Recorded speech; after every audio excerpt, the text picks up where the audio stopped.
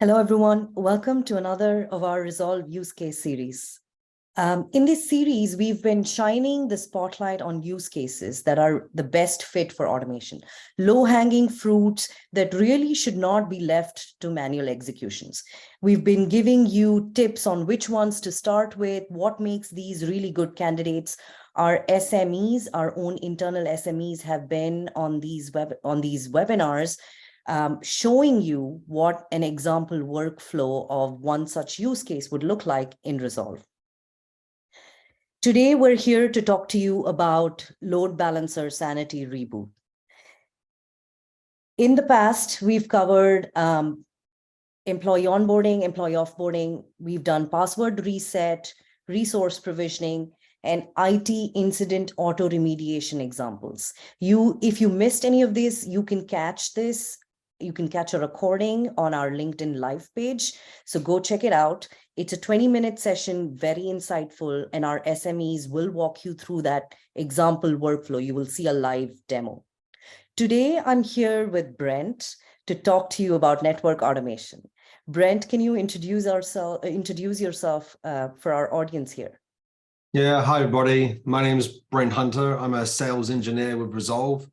I've been with the organization now for about 5 years, and I come from a IT and network background. Nice to be here. Thank you, Brent. I want to begin this discussion with network automation. According to Gartner, and according to a lot of analysts, actually, they say that a lot of activities are left to manual execution. As you can see here, it says 65% is manual. And it's also almost the last thing that I&O organizations pick up to automate. Brent, any thoughts on why that is?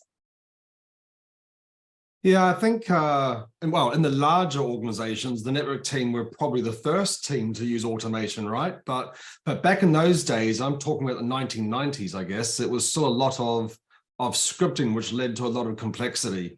And with complexity comes a risk adjustment. And of course, there was people moving businesses and moving organizations, so they lost that knowledge when someone left the business.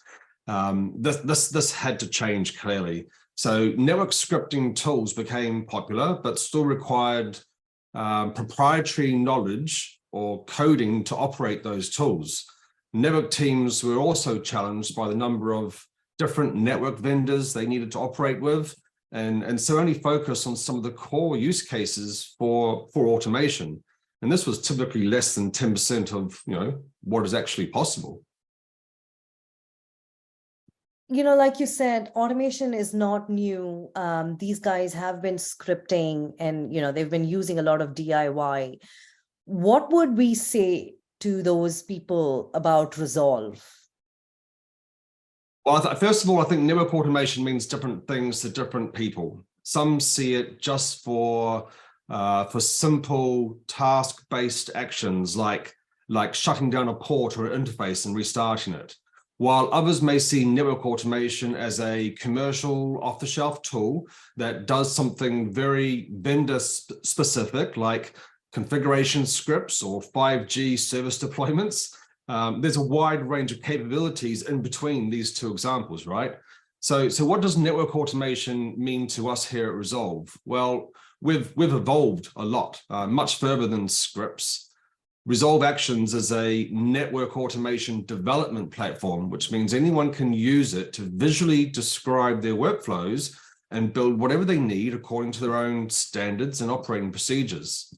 I think our customers need security and governance, extreme scalability, and being able to operate with structured and unstructured data, which is really important. And they also tell us that they need the flexibility and extensibility to integrate with absolutely any third-party tool or service, and be able to get into the code when necessary to deal with exceptional or unique edge cases. Actually, that last part is probably the most important. I hear this time after time from all customers, and I think this is what makes Resolve so powerful. And you're right, you extreme scalability you highlighted, I think, some of the um, really cool benefits our customers are getting from using Resolve. And they're using actions for really game-changing automations. Like, for example, the load balancer Sanity Reboot. It has so many nuances to it, and there's so much room for errors since like the steps involved and the checks that need to be performed.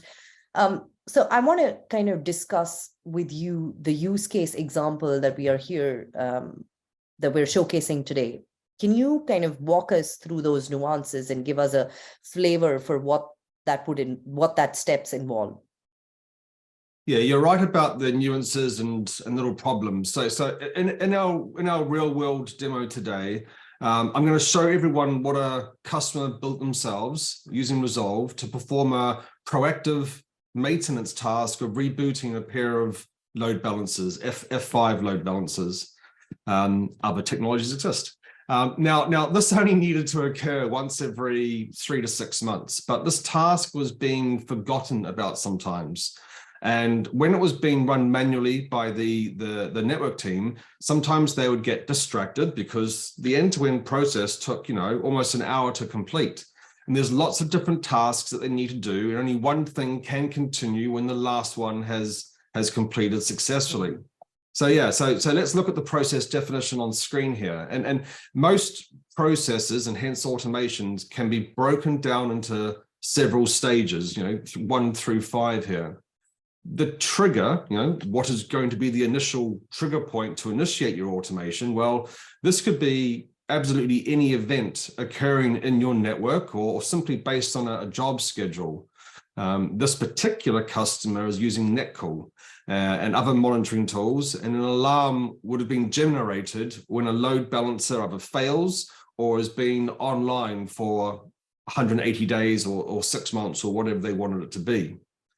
Next, they wanted Resolve to create a pre-approved change control in their ITSM system, which automatically notified various teams to the pending process. These are steps that could simply be missed sometimes, right? It's one of those basic things. Mm-hmm. Now, the next part, the Resolve automation, now retrieves that current operating environment data and ensures the load balancing pair are in sync so that we can actually start to perform that proactive maintenance. By identifying the secondary or standby device, Resolve's now going to perform a managed restart of it and wait until it is back up and online and resynced with the primary load balancer. Now Resolve can perform a managed failover and monitor its status and then restart the old primary device. Again, Resolve's monitoring the device and sync status to ensure that all the pools, virtual servers, and nodes are the same as they were before the procedure started. And finally, important tasks and other summary information is all published into the change control activity notes, as well as a link to the auditing trail and other logs that we call a worksheet. Yeah, so many different steps here. And like you said, you have to wait for the previous one to finish before you begin. Even if I feel like even if I had a checklist where I am checking things very easily, I could miss some steps, and the repercussions of that, time, cost, just it's definitely makes a great use case for automation. Yeah. All right, I think that's switch over and have a look at it. Yep, I think that I was going to say it's a great segue into our next section where you can, give us a flavor for what that would look like in Resolve. Seeing my screen shortly. Good. So this is the Resolve Actions automation platform, and I hope that yourself, Brinda, and everyone else that's attending this session agrees that it's very visual and pretty much self-documenting, right? I mean, anyone in your business should be able to understand what is happening in this flow here just by looking at the automation. Now, when this automation is triggered either by the job scheduler or a specific event coming in from Netcall, Resolve is going to integrate with Netcall to acknowledge that alarm or event and then create the change request in ServiceNow, that pre-approved change request. We're then going to add activity notes, and then Resolve's going to start to open up that Resolve or that SSH session to that primary device to determine the system pair. Okay, this process is going to now continue in parallel. We've now determined the second or standby device. So in parallel, we're going to start to make sure that we've got all this environmental data, as I was saying before, to ensure that everything is in sync. The process continues to then reboot the secondary device, and again, update ServiceNow or your ITSM system with those notes. And then we're going to make sure the device comes back online and resync the config. Now that we've rebooted the secondary device, we can now make sure all the config is back up and online, and then we can take the primary device offline, bring on the secondary device, and then reboot the primary device, and so forth and so on. So it's all a very long, complex process, I guess. But this is the beautiful thing about automation, to be able to bring all these steps together right from start to finish. And consistently. Yeah, consistently. Exactly. Yep. So I'm going to jump over to ServiceNow here and just show you what it looks like from that point of view as well. So I think that's quite important. We've got the pre-approved change control here as well, that Resolve generated when we received that alarm, right? And if I just scroll down to the very, very bottom here, we can start to see when Resolve was triggered from this alarm and the associated change control was created. So again, here's the same sort of information we just saw before. We've been triggered from that monitoring alarm because of the uptime as being more than 180 days. In fact, it was 181 days. We've determined the system pair of the load balancers. We've done some diagnostic tests on both the primary and the secondary device. We've started that failover and restarted the system. We can ping the devices to make sure they're online, get the configuration synced, perform the diagnostic tests again. All this information that's been done within Resolve, all that summary information has all been presented back here in your ServiceNow change request. If you want to use service requests or an incident, you're welcome to do that as well. Resolve supports all that, obviously. And then eventually we come to an automation conclusion. Now, there's one extra thing I want to show you in Resolve. This little blue button here is something that we add to a lot of ITSM tools. And this allows you to get into that auditing trail or that worksheet that I talk about to get you some more further information.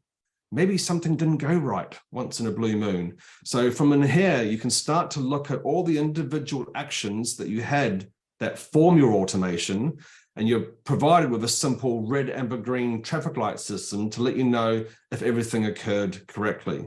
So this is going through the whole process all over again. The failover, just repositioning and publishing those results in a slightly different way. And I think this is very important to present this information rather than just looking at raw log files, which is not very intuitive to most people, right? You want to share these automations. You want everyone to be involved in these sorts of things to understand what is going on. Thanks. Yeah, it's definitely visual. It almost speeds up debugging because you can very easily narrow down where the problem is, focus on that. Thank you for walking us through this workflow, Brent. I want to, we talked about Netcool here. We did F5, I saw some integrations in there. I want to touch on that. How easy or difficult is it to get those integrations? Do we have to build it ourselves? Yeah, well, there's two answers here, right? So the first answer is obviously Resolve includes what we call the automation exchange, which is a marketplace that's free for our customers where they can browse and download extra content. Okay, so the first thing you ever want to do is go onto that automation exchange and have a look for these vendors or tools that you want to integrate with. I would say most of the time you're going to find some pre-built content there, and that content comes from Resolve as well as our customer community as well. So there's a lot of sharing there of all that content. The second thing, of course, is that, let's be honest, no one vendor will have every pre-built action task or bit of integration into any sort of third-party tool.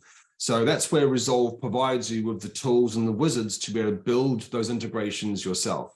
And again, when I said before where you can get into the code to do things, gosh, that's so important. Being able to build something yourself very, very easily, to integrate with these third-party tools using their APIs, their command line interfaces, their Java SDK or PowerShell applets, anything like that, you can do in Resolve. And that's so powerful. Thank you. Thank you, Brent. You're right. And, for someone who's starting on this journey, automation journey, specifically network automation, what best practices do you advise, just based on our own learnings from our customers? Well, once you've chosen the right automation platform, Resolve, really the first thing you need to do really is start documenting your processes, right? There is so much tribal knowledge in our heads, any sort of network engineer, IT engineer, what have you. All that knowledge is known as tribal knowledge, and it's stored up here typically, not really documented. So start documenting those processes. But really understand what happens before your process starts and what needs to happen after your process ends. So, for example, your process to reboot the load balancers, here, starts from somewhere. It could start from ServiceNow. It could start from a netcall monitoring alarm. Okay. And of course, you need to keep your ITSM tool updated as well. So think about the entire process and not just your individual tasks. So once it's documented, then it's really easy to model the entire process in Resolve and publish it. So you can hand off that process to Resolve, the robots, and then start working on, exciting and more important projects. For sure. Thank you, Brent, for being on here. Thank you for, just walking us through those workflows. It definitely helps to visualize. Just, proof of the pudding is in what you showed. We can talk about it, but I think our audience and our people who joined the webinar today, I hope you enjoyed this showcase. And if you did, I want you to go on here. If you want to learn more, go to our website. If you want to see maybe a demo, which is a use case that is your own pain point, scan the QR code here and request a demo. Thank you, everybody, for joining us today. And it's been a pleasure to walk you through our 7 use cases. Thank you. Thank you.